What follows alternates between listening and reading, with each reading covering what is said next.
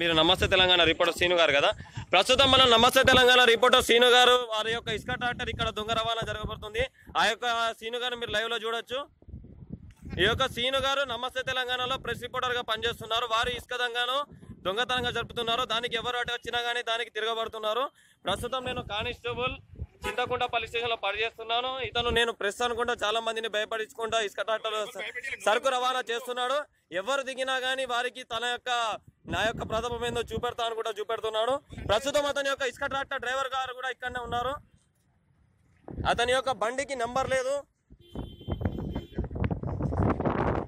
అతని యొక్క బండికి నెంబర్ లేని విషయాన్ని కూడా మీరు అందరూ చూడొచ్చు ఈ యొక్క లైవ్ లో.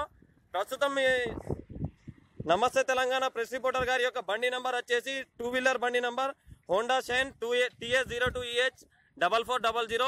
ఈ యొక్క బండిని నమస్తే తెలంగాణ రిపోర్టర్ అనుకుంటా సీను గారు ఈ యొక్క ఇసుక దందా చేస్తున్నారు దొంగతనంగా. ఎవరు అటు వచ్చినా కానీ తన యొక్క ప్రతాపం చూపెడుతున్నారు.